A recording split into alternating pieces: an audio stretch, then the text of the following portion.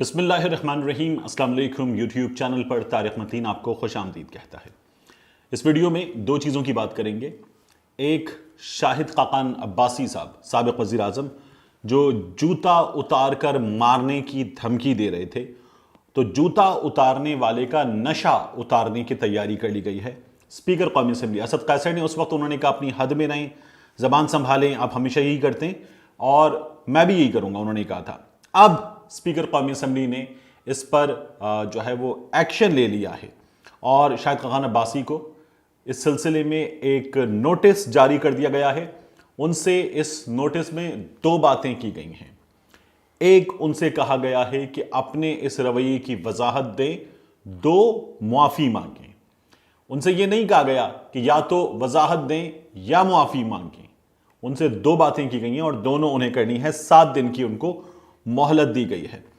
ये जो लेटर है, ये लेटर मैं जो इस वक्त आपको दिखा रहा हूं, ये लेटर जारी किया गया है कौमी असम्बली के एडिशनल सेक्रेटरी लेजिस्लेशन की जानिब से और इस लेटर को शाहिद खाकान अब्बासी को जारी किया गया है। इसके ऊपर लिखा हुआ है मोस्ट इमीडिएट, और मोस्ट इमीडिएट इस लेटर में कहा गया है, honourable speaker has taken a very serious note of your continuous misbehaviour and disregard of chair and accepted parliamentary norms, and especially on the occasion when a very important business was about to transact before the house on 20th April 2021। यानी ये जो जूता उतार कर मारने वाला वाकया था, इस लेटर में जो आप देख रहे हैं, शाहिद खाकान अब्बासी से कहा गया आप हमेशा यही करते हैं, आपने पहले भी यही किया है। आपके इस तर्ज अमल से ऐवान की कार्रवाई में खलल पड़ा है।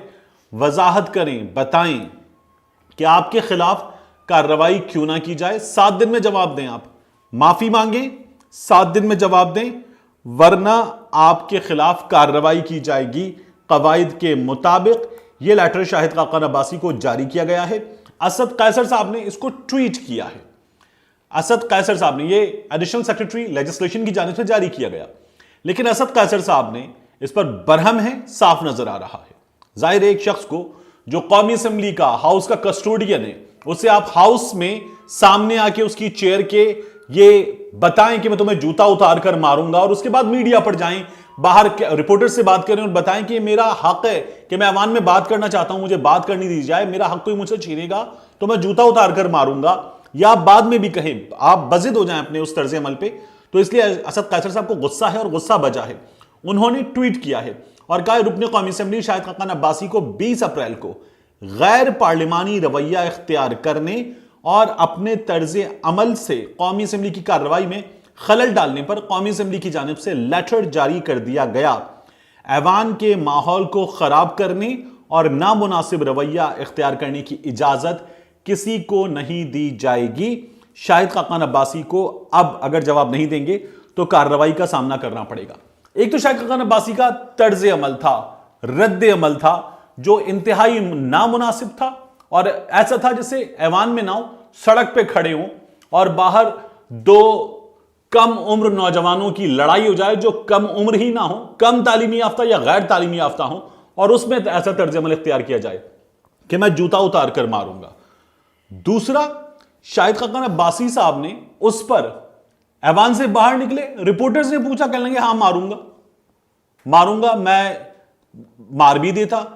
फिर वो प्रोग्राम्स में गए, टीवी प्रोग्राम्स में, और उन्होंने वहां पर भी ये कहा कि मैं वहां बात करने जाता हूं, ऐवान जज्बात से चलता है, मैं अवाम की बात करने जाता हूं, मुझे कोई बात करने नहीं देगा, मैं जूता मारूंगा। तो शाहिद खाकान अब्बासी साहब ने ना सिर्फ ये कि एक बात की, नामुनासिब बात की, बल्कि उस पर डट गए। ये नहीं हुआ कि उन्हें ये लगता और वो उस पर रुजू करते कि नहीं यार मुझसे गलत हो गया, मैं कहूं कि शायद मुझे ये बात नहीं करनी चाहिए थी, वो उस बात पर, अपनी गलत बात पर डट भी गए। ये हमने देखा शाहिद खाकान अब्बासी साहब का रवैया, और अब इस रवैये पर जो है वो उनसे जवाब तलब किया जाएगा। दूसरा रवैया जो है, और दूसरी जो खबर है वो है सुप्रीम कोर्ट ऑफ पाकिस्तान से। ये है मिस्टर जस्टिस काजी फाइज ईसा साहब के बारे में नहीं, मिस्टर जस्टिस काजी फाइज ईसा साहब के बारे में नहीं, बल्कि ये वकील या साइल काजी फाइज ईसा साहब के बारे में है, और साइल की जो अहलियां हैं सरीना ईसा, उनके बारे में है। इस मामले में काजी फाइज ईसा साहब के 3 रोल्स हैं, मैंने आपसे पहले भी अर्ज किया था। एक, जस्टिस काजी फाइज ईसा। 2, मुल्जिम काजी फाइज ईसा जिस पर इल्जाम है। 3, वकील काजी फाइज ईसा जो सुप्रीम कोर्ट ऑफ पाकिस्तान में अपने दलाइल दे रहे हैं। मैंने जो थंबनेल में लिखा है, मैं नहीं बताऊंगा, जस्टिस ईसा का बड़ा इनकार। तो इस बड़े इनकार के हवाले से मैं आपको पहले बताऊं, जस्टिस काजी फाइज ईसा साहब से इस मामले में नजरसानी दरखास्तों की समाअत के मौके पर अदालत ने 3 सवाल किए और अदालत ने कहा, हुजूर इन 3 सवालों के जवाब दे दें, मामला खत्म, आपकी भी जान छूटे और ये चीजें भी आगे बढ़ें। तो जस्टिस काजी फाइज ईसा से 3 सवालात किए गए। ये 3 सवालात क्या हैं? अदालत उज़्मा ने जस्टिस काजी फाइज ईसा से सवाल किया है। पहला सवाल, क्या जस्टिस काजी फाइज ईसा अहलिया के बैंक अकाउंट से लाताल्लुक हैं? दूसरा सवाल, बैरून मुल्क जायदाद के लिए भेजी गई रकम से क्या जस्टिस काजी फाइज का कानूनी ताल्लुक नहीं? तीसरा सवाल, क्या जायदाद की खरीदारी के लिए जो इखराजात किए उनका जस्टिस काजी फाइज से ताल्लुक नहीं? ये 3 सवालात अदालत ने किए हैं और अदालत ने उनसे कहा कि आप इन सवालों के जवाब दे दें, बात खत्म हो जाएगी। काजी फाइज ईसा साहब ने क्या किया? काजी फाइज ईसा साहब ने आज अदालत में कहा कि मैं तहरीरी तौर पर इस सिलसिले में बात करूंगा। उन्होंने अदालत में एक तहरीर पेश की, 10 सफ़हात पर मुश्तमिल तहरीर, और 10 सफ़हात पर मुश्तमिल तहरीर जो है वो पेश करते हुए जस्टिस काजी फाइज ईसा ने कहा कि ये जो 3 सवाल हैं, इन 3 सवालों का मैं जवाब नहीं दूंगा। जो अदालत ने उनसे कहा है कि आप इन 3 सवालों के जवाब दें, फाइज ईसा साहब ने कहा कि इन 3 सवालों का जवाब नहीं दूंगा। वो ये कहते हैं कि एफबीआर ने जो रिपोर्ट तैयार की, उस रिपोर्ट की रोशनी में ये 3 सवाल तैयार किए गए। काजी फाइज ईसा साहब का ये ख्याल है कि ये जो अदालत ने सवाल किए हैं 3 सवाल, ये सवाल हैं एफबीआर की रिपोर्ट की रोशनी में उनसे पूछे गए सवालात, और इसलिए वो इनका जवाब नहीं देंगे। वो ये कहते हैं कि अगर वो इन सवालों का जवाब दे देंगे, उन्होंने अदालत में कहा है कि अगर वो इन सवालों का जवाब दे देंगे तो इसका मतलब है कि वो एफबीआर की रिपोर्ट को तस्लीम कर रहे हैं और उस रिपोर्ट के मुताबिक उनके खिलाफ कार्रवाई हो सकती है। तो काजी फाइज ईसा साहब ने कहा कि मैं इस रिपोर्ट को तस्लीम नहीं करता, इस रिपोर्ट में जो कुछ बयान किया गया है बेबुनियाद है, मैं इसका जवाब नहीं दूंगा। एफबीआर की रिपोर्ट को मैं और मेरी अहलिया सरीना ईसा बेवकत समझते हैं।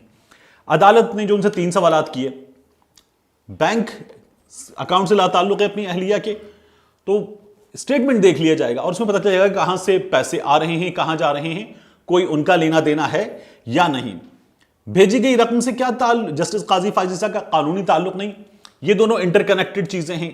अगर अकाउंट से ताल्लुक है, अकाउंट में पैसे आ रहे हैं, जा रहे हैं, तो ये चीजें इंटरकनेक्टेड हैं, यहां साबित हो जाएगा। और फिर तीसरा सवाल, तो अदालत ने 3 बड़े बुनियादी सवाल किए हैं। काजी फाइज ईसा साहब ने कहा है कि मैं इनके जवाबात जो है वो नहीं दूंगा। काजी फाइज ईसा साहब ने अदालत में जो बातें की, उनके नतीजे में जो चीजें सामने आ रही हैं, उनमें कुछ बड़ी बुनियादी बातें हैं। ये बातें मैं चाहूंगा कि मैं आपके सामने रखूं। काजी फाइज ईसा साहब जो हैं वो मुसलसल अदालत में बहुत जज्बाती बातें कर रहे हैं, और इन जज्बाती बातों में काजी फाइज ईसा साहब जो हैं, मैंने कुछ पॉइंट्स नोट किए और ये मैंने सुप्रीम कोर्ट ऑफ पाकिस्तान की कवरेज करने वाले जो रिपोर्टर दोस्त थे उनसे बाकायदा फोन पर बात करके चीजें समझ के, टेक्निकल मामला है, पूछी। जैसे जस्टिस फाइज ईसा साहब हैं, वो ये कहते हैं कि मेरा ताल्लुक उस खानदान से है जिसने मुल्क बनाया, जिसने मुल्क को दिया, मुल्क से लिया नहीं, मेरा वो खानदान है, मैं हमेशा मुल्क और अदालत का मुहाफिज रहूंगा। काजी फाइज ईसा ये कहते हैं कि अल्लाह मुझे गर्क कर दे अगर मैं जज की कुर्सी की खातिर अपना दिफा करूं। मैं जज्बाती होता हूं, और ये अदालत ने उनसे बारहा कहा कि आप जज्बाती हो रहे हैं। मैं जज्बाती होता हूं तो मुल्क और आइन के लिए जज्बाती होता हूं, ये काजी फाइज ईसा साहब ने कहा। अब जो उनके साथी जजेस ने उनसे मुकालमा किया है, इस मौके पर उन्होंने ये भी कहा कि मेरे साथी जजेस ने मेरी पीठ में छुरा घोंपा है। अब जो अदालत ने उनसे मुकालमा किया है, उस मुकालमे में से कुछ चीजें मैं आपके सामने रखूं।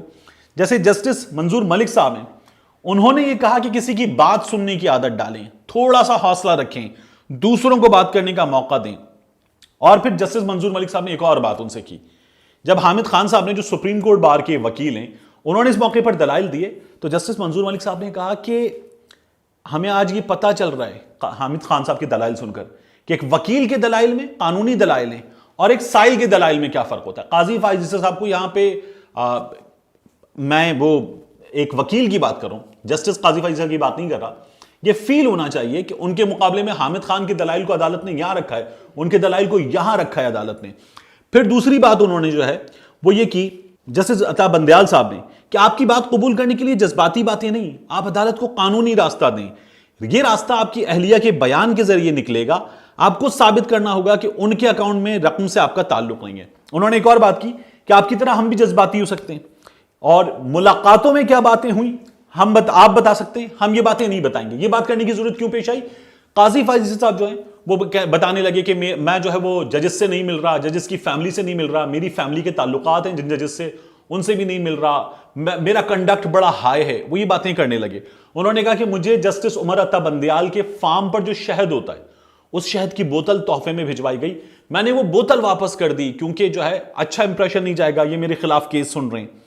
फिर इस मौके पर मैं आपको बताऊं, जस्टिस मुनीब अख्तर साहब ने जब सरीना ईसा साहब अपनी दलाइल दे रही थी तो उस मौके पर काजी फैज़ साहब जो है वो एक से ज्यादा बार दरमियान में बोल पड़े।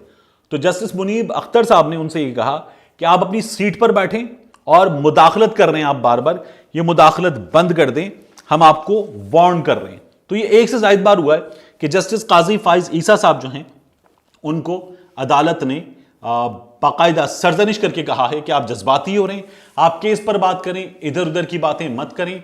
और यही उनकी अहलियत जो है उनसे भी बताया गया कि आप अपने केस पर बात करें, आप इमरान खान को या हुकूमत को छोड़ दीजिए, आप अपने केस पर बात कीजिए। केस दिलचस्प मरहल में दाखिल हो गया, नजर सानी है।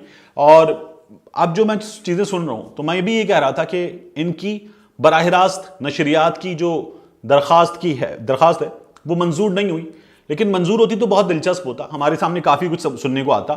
लेकिन इस वक्त जो है नजर सानी बहुत आगे बढ़ गया है और इसका भी फैसला जल्द हमारे सामने आने वाला है। मिलते हैं इंशाल्लाह आपसे अगले वीडियो में।